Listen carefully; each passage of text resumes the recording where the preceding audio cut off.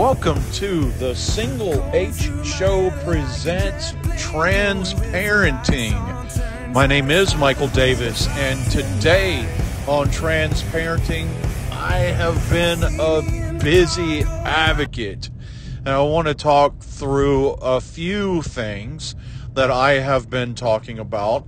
I am giving Single H y'all an unrequested week off, just letting that young soul catch his breath a little bit. But I would like for you to know some of the things that transcended media has been actively involved in over this past week specific.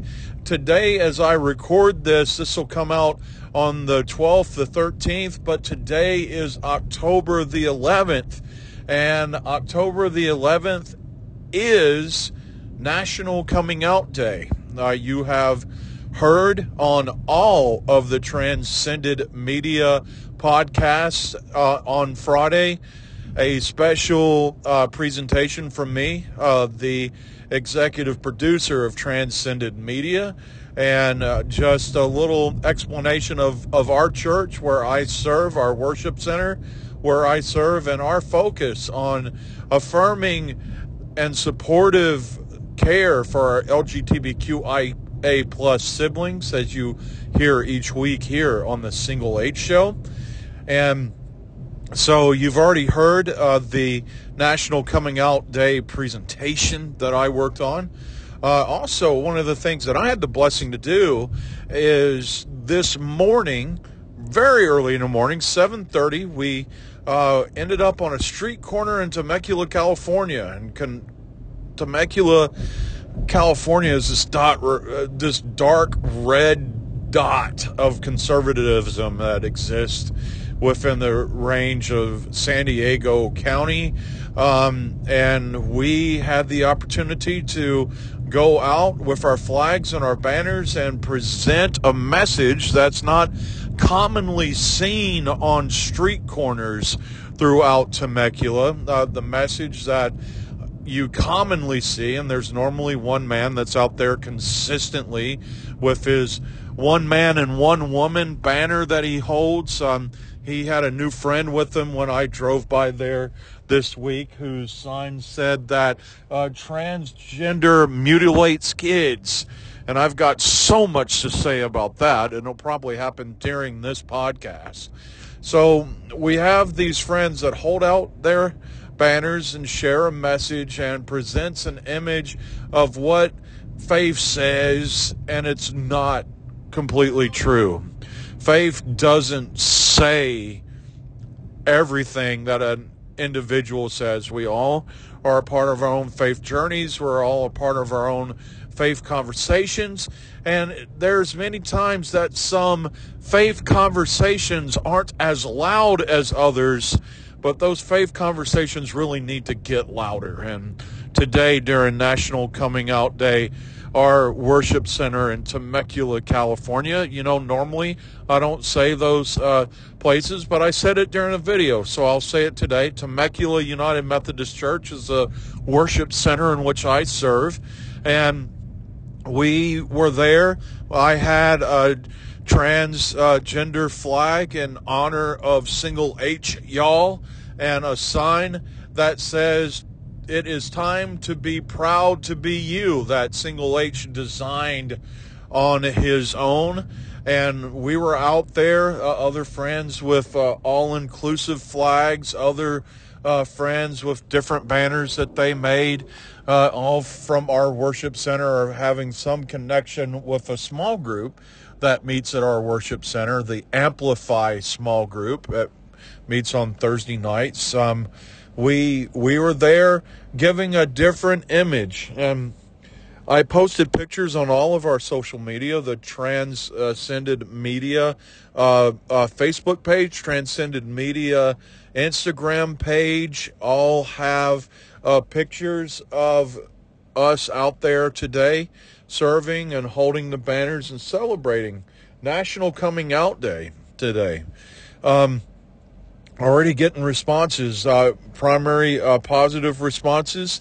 One was a dear friend saying that they looked all over trying to find out who we were to say thank you for doing that. And the one on the Facebook page had also a comment, "Hey, I saw y'all this morning. Thank you so much for being a positive message on our street corner." And as we did that, I thought about, who do we reach when we step out as allies, when we set out to advocate for our siblings. Hopefully we reach the siblings that we are trying to speak out for. Hopefully that they see the message and care that we are sharing. Hopefully they see us being the difference in the world, and through being that difference, that hopefully they see that people care, that they see the one man, one woman sign. They see the transgender mutilate children signs, and that brings frustration and anger. But hopefully they see dear friends like we did today, standing on the corner as allies, sharing a more positive, affirming message of support and love for their journeys. Hopefully asking them to allow us to be allowed into their journeys. So that's what the hope is, because they see the other things and they wonder if people care. So they wonder if people know that the things that are being shared are not true, that they're lies, that they're fallacies to produce fear. So I'll share with you right now, if you're listening to this podcast, I'll share with you the facts and the figures so that you know that I know. The one sign that I've seen this week that has really infuriated me is the transgender mutilates kids. I have literally listened and heard a candidate running for the highest office in my country share that kids go to school one gender and they come home another, and none of these statements are true. There are no gender-affirming surgeries that are taking place in schools. They can't even give out aspirins. And I think about the journey that we have discussed here on this podcast, Single H's journey. There is so much work and conversation that goes into things, and they haven't even brought up the surgical changes for Single H.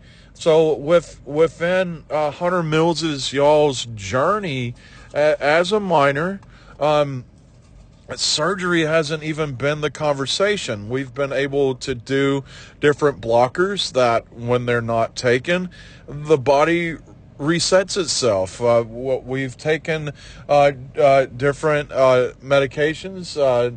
We've talked about Single H's testosterone treatments that has brought on the masculine voice, the Adam's apple, and so forth for our young friend. And within all that too is reversible. Single H stops taking testosterone, the body resets itself. So we have all these things that transgender mutilates children. It doesn't.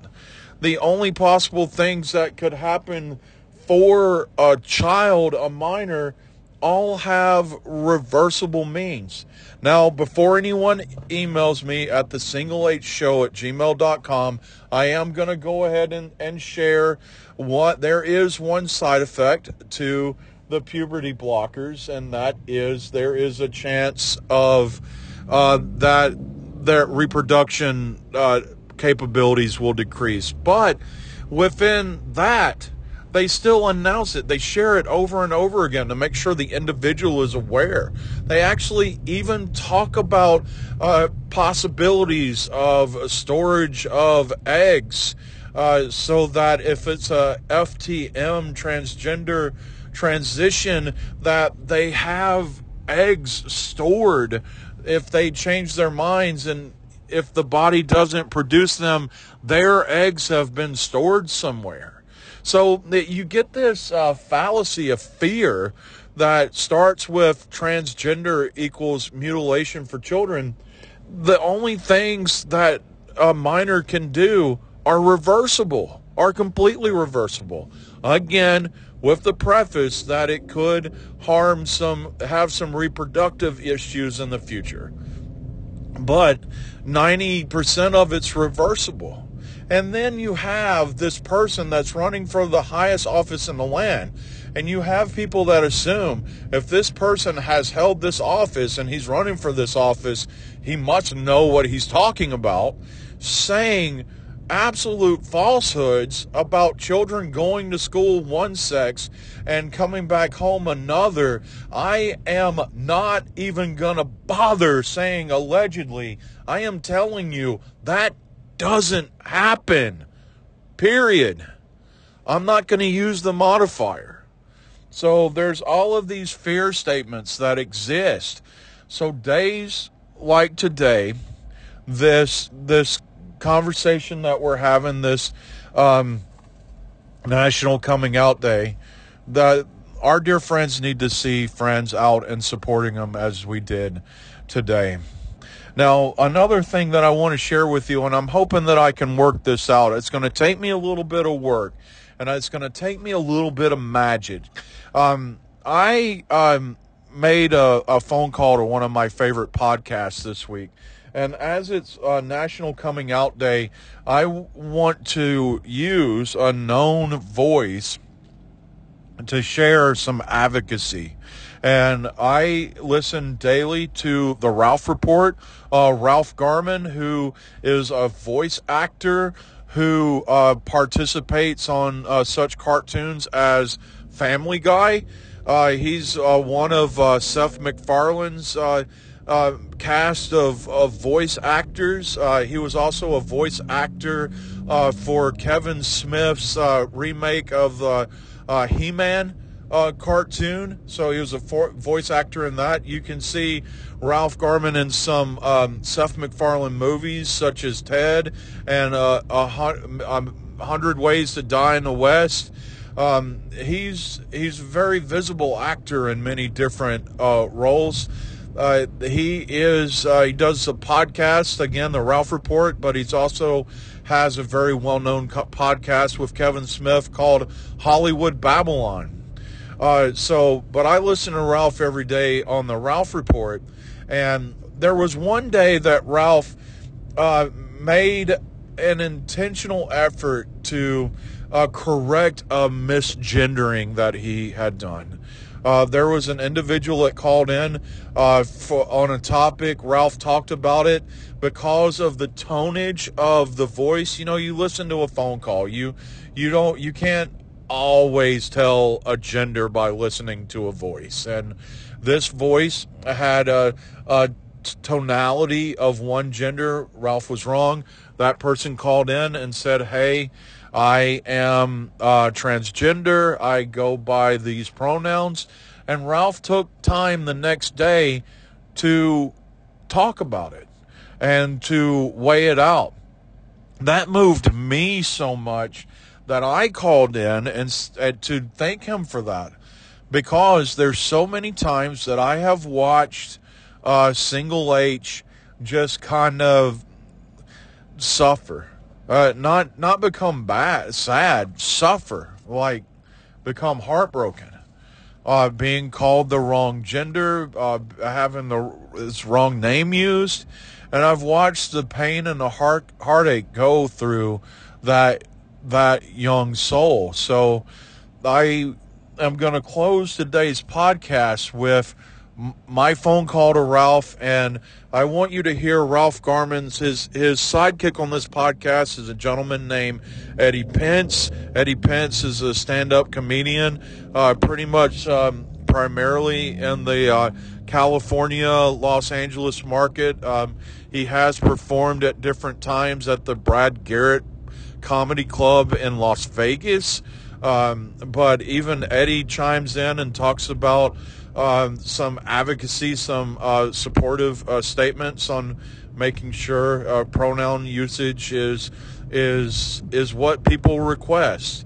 So I'm going to close this podcast out this week with that recording.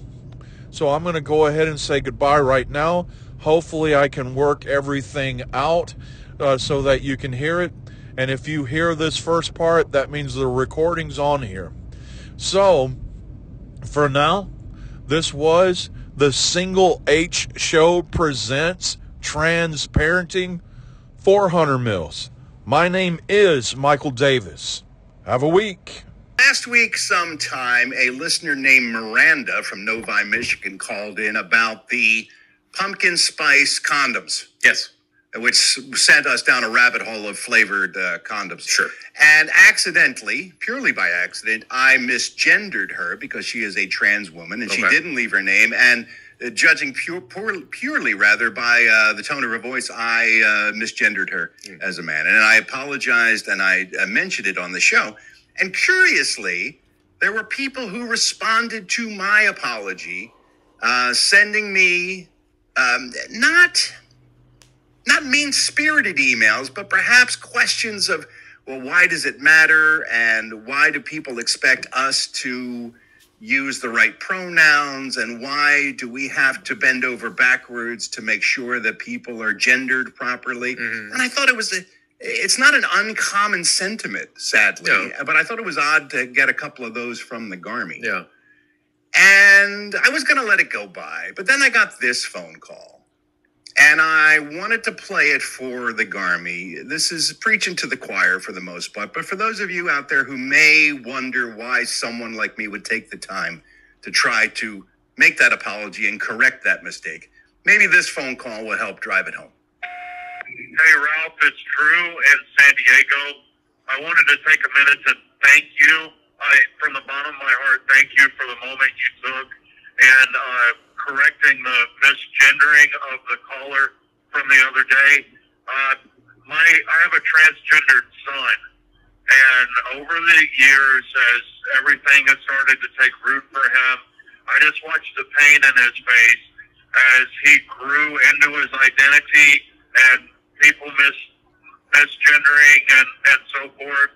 And I've seen it through him how hard that is. And it really means a lot to me as a parent of a transgender child that you took that time to say that today. I wanted to tell you that I am very, very grateful that you did that. Thank you for everything you do. You just make my day every day. Love you, mean it, bye. Thank you so much for your phone call. Here's what it comes down to.